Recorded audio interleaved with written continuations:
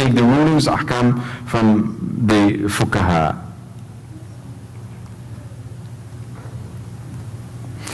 With respect to the madhab of Ahl Sunnah al-Fiqh, it is obligatory wajib to follow one of the four Sunni madhab.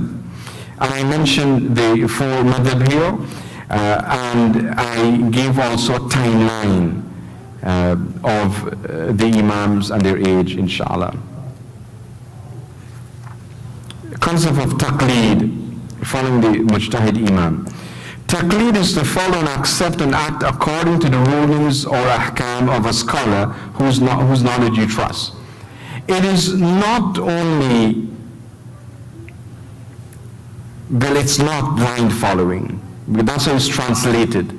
And the others, the non-Sunni, accuse us of blind following, that we blindly follow the imams. No, it's not blind following. It's a following based on trust.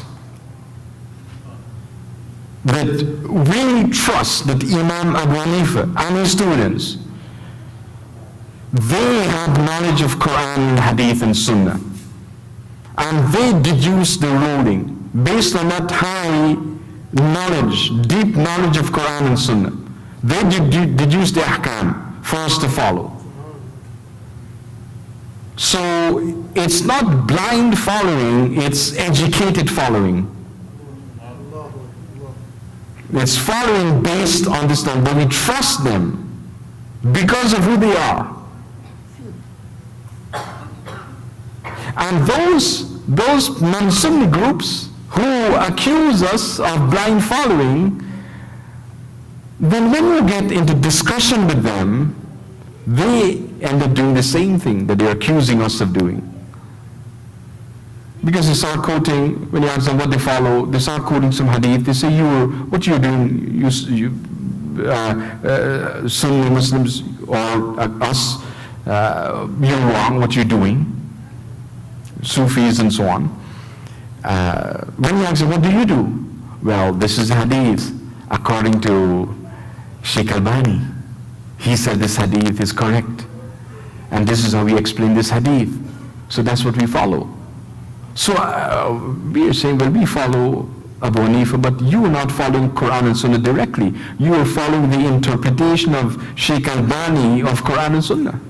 We prefer to follow Imam Abu Hanifa, Imam Malik, Imam Shafi, Imam Ahmad ibn Hanbal. Because that's 13 plus centuries of scholarship that we're following. Rather than someone today who claims to be an imam, accepted by his followers to be imam, but who never had formal Islamic education, who studied in the libraries in Damascus, and his claim to fame is that he did takhrij of hadith, categorized hadith as sahih, da'if, mawdu', hasan, and so on. And there are hadith scholars who wrote about his work. One hadith in one book, he claims it is sahih. The same hadith in another book, he claims it's da'if. And scholars have pointed out that in their writings on many occasions, many instances. But they follow their imam. They're not following Quran and Sunnah directly. They're saying that we are not following Quran and Sunnah directly, we should do that. But they're not doing it also. That we need to be mindful about this. So this taqleed that we do of following others, it's based on the trust we have in the knowledge of those scholars. Like someone come to me and ask me a question about Islam, about how to pray. And I tell them, I give them the answer. They follow that. They follow that because they trust my knowledge. And they trust who I am, that I wouldn't lie to them. I wouldn't deceive them in telling them the wrong thing to do. They trust that. And based on that now, they follow me. It's not blind following. It's a following based on knowledge and trust. That's the point I want to make about taqleed. The three terms that you need to be mindful of, we'll refer to them later on in future lectures. Iqtida, this concept of imitation, ittiba, following, and ijtihad, independent, deductive reasoning that the scholars, the mujtahid imams would do. The other group I want to mention, specifically the la-madhabiyya group. This group does not follow any madhab. They prevent Muslims from following the four madhab and call Muslims to follow them or their scholars on the false pretext of following Quran and Sunnah.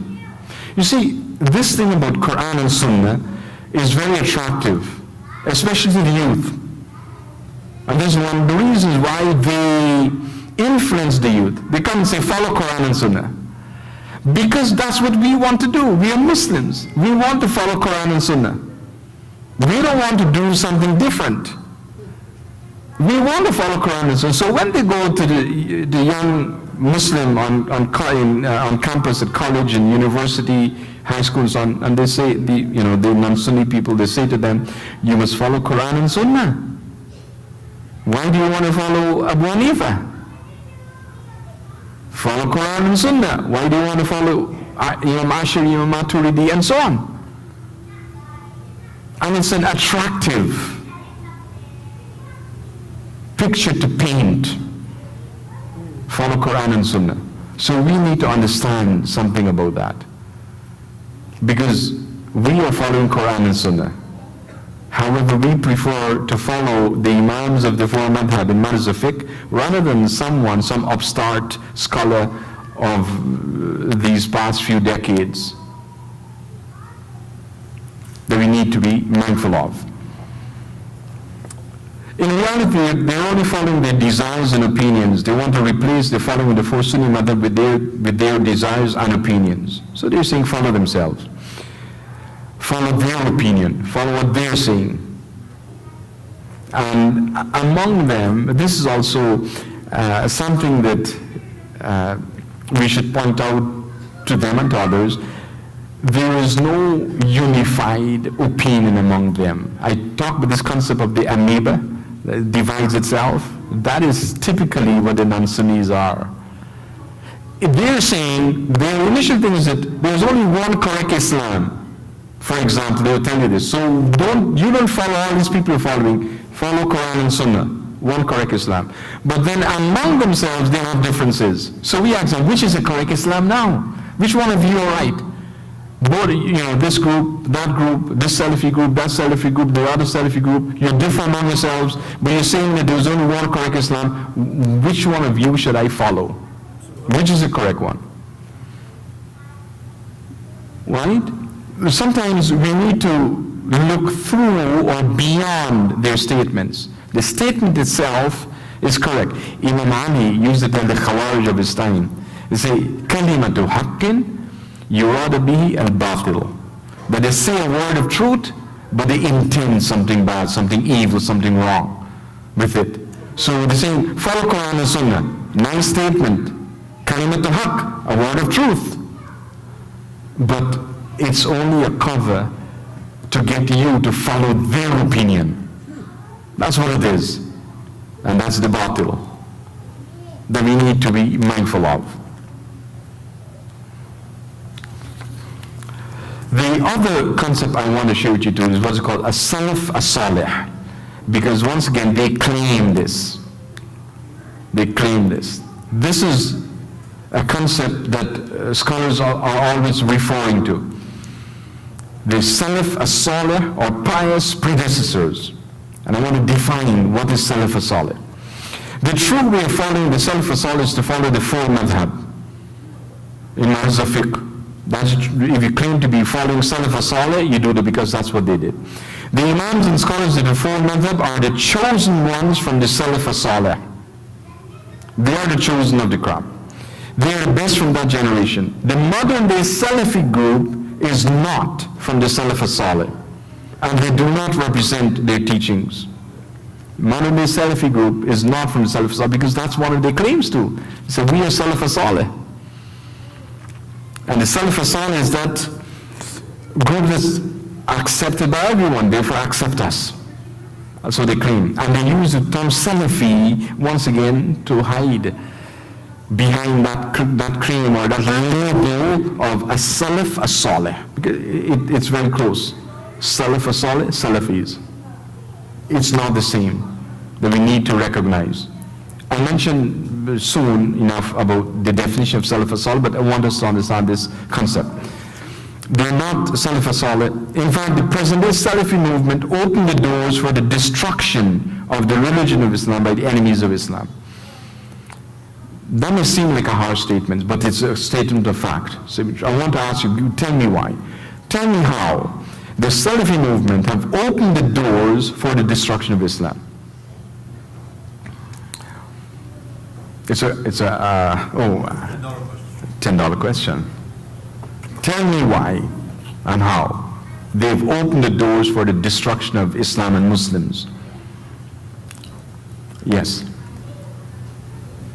Because they are not faithful to the actual Islam. Actual Islam is what to be done from the scholars of Islam, and better way is those who are nearer to the Rasulullah scholars.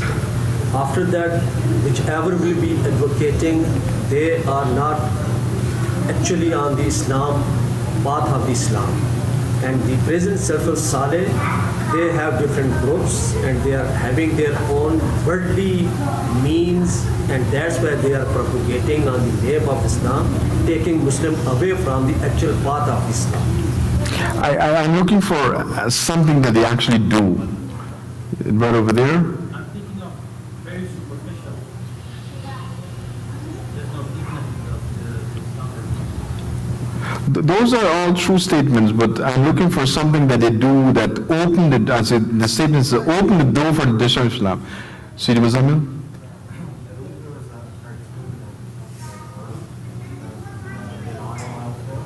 The what? Speak louder so I can hear you. There was a picture of the Prophet drawn. Yes. And a lot of Muslims, they declared war on Muslims. Like, or through that picture. Yeah.